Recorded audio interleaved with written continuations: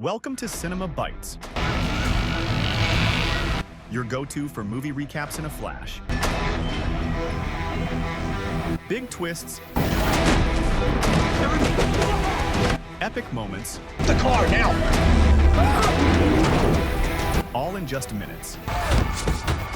John sensed drones approaching. To buy time, Marcos decided to risk himself again, but Lorna refused to leave him. Marcos reluctantly agreed to meet at headquarters, but trouble came faster than expected. Lorna tried to use her powers to take down the drone, only to find it out of her control. Marcos's powers could hit it, but struggled to lock onto its exact position. Lorna had a sudden idea and removed the rearview mirror, making it fly out of the car window, allowing them to see the drone. Marcos used his abilities to reflect light, easily taking down the drone. But before they could celebrate, they realized the road ahead was blocked. Marcos was about to change course, but Lorna controlled the steering wheel, driving straight toward the Sentinels, stopping right in front of them. Jace thought they were surrendering, but was it really that simple? Lorna stepped out of the car, a sly smile on her face. She completely ignored the bullets flying her way, flicking her hand to throw a Sentinel. With another wave, Jace's gun was in her possession. Lorna then took Jace to an abandoned warehouse, using steel rods from the pillars to bind his neck tightly. If she didn't still need him, today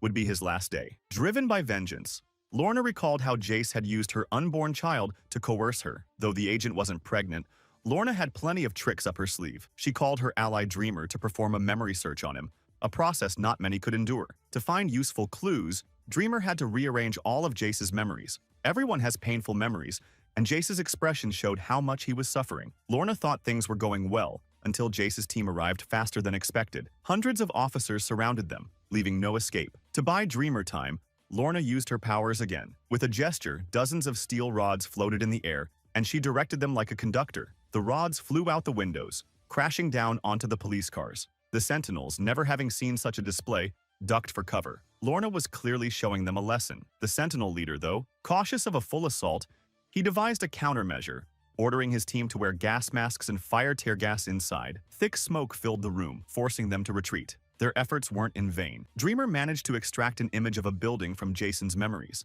It seemed many comrades were held there. To investigate, Lorna disguised herself as a lost girl to lure the guards. The two guards thought they were lucky, but didn't realize they were trapped. Lorna used her powers to lift a guard's gun belt, suspending him in midair. The other guard fired, but the bullets obeyed Lorna's command. She pulled the guard over for questioning, but he wasn't cooperating. Though they got the information they needed, Lorna wasn't pleased with their small number. Rescuing their comrades seemed impossible. However, she decided to select a few potential mutant children for training. Her selection method was questionable, and she ended up choosing only 3. The first was Wes, who could create illusions to confuse and distract, making him good support. The other 2 were siblings, Lauren and Andy. Lauren could condense air molecules with growing hardness. Andy, on the other hand, could disrupt molecular cohesion, but his powers were newly awakened and unstable. Among the 3, Andy was the strongest, and Lorna paid special attention to him. Soon, the kids faced their first mission. Andy, with Marcos,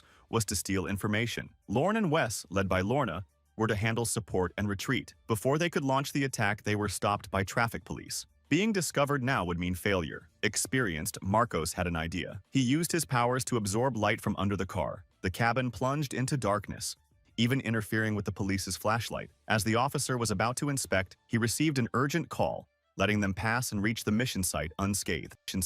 Andy then showcased his powers, making the wall crack and break, creating a big hole. They split up, with Reed leading them to the archive room. Marcos used his light powers to cut open the case and retrieve the hard drive, while Reed found mutant files. But they were spotted by guards. They hurriedly burned the archive room and fled. The police had set up roadblocks, ready to catch them. It was now up to the support team. Lorna instructed Marcos not to stop, no matter what. Though puzzled, Marcos trusted her. The driver ignored the roadblock, speeding forward. With warnings ignored, the police ordered to shoot to kill. At the right moment, Lorna intercepted the barrage of bullets. Lauren followed by creating an air wall under the truck, lifting it over the police barricade. At this moment, Lorna was reaching her limit, but still intercepted the bullets flying at the truck, ensuring a safe landing. Although they narrowly escaped, it wasn't time to relax yet. Wes immediately used his powers to create an illusion, splitting the truck in 2. Seeing this, the police quickly split into 2 groups to pursue. The real truck kept driving forward. His cleverness even made Lorna look at him in a new light. However, their luck soon turned. While trying to rescue their comrades,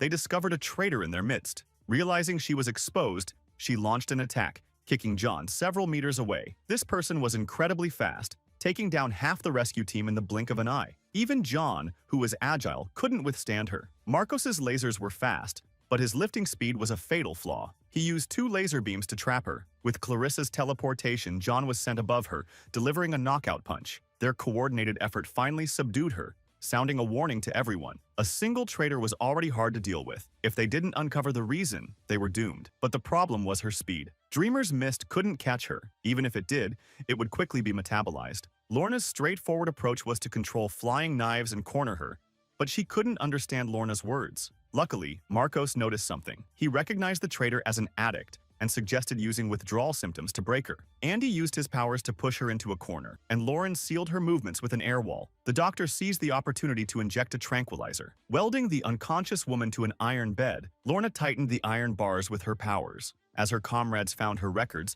it turned out she was also a victim. Her daughter was gravely ill, but the hospital refused to treat mutants. When she argued with the director, she was captured by the Sentinels and transformed. Lorna could see her desperation and called Esme to read her thoughts. Esme saw a lab full of modified mutants. She was about to delve deeper when the woman died from the drugs. This deeply affected Lorna, who was about to become a mother herself. Every time her baby moved, it disrupted the surrounding magnetic field, causing metal objects to go haywire. Lorna could control it during the day, but at night, it was a different story. What she feared came true. She had a nightmare. In her dream, she wandered into a lab, growing more anxious with each step. Each cell contained her dazed comrades. Her worries made her quicken her pace until she saw Marcos in the next cell, but he was already incoherent. From the next cell came a baby's cry. Lorna saw it was her unborn child. Simultaneously, in both dream and reality, Lorna lost control. With Marcos's soothing, Lorna calmed down. But they didn't know it was not a nightmare but a forthcoming reality. Dr. Rodk had revived the Hound program once approved. New mutants would become legal test subjects to disrupt the summit. They set an ambush along the route. Soon, a luxury car approached.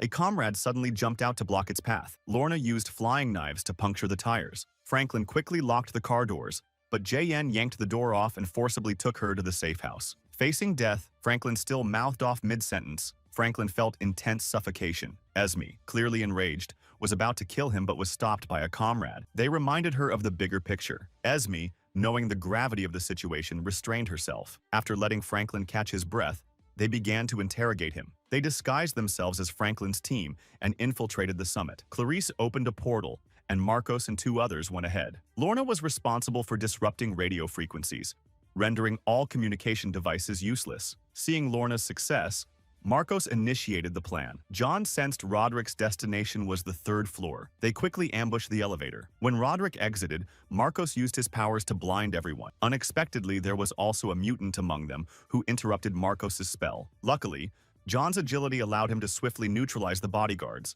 leaving only Roderick. Unexpectedly, Roderick used a child as a human shield. Marcos was caught in a dilemma, unable to attack or retreat, watching helplessly as Roderick backed into the elevator.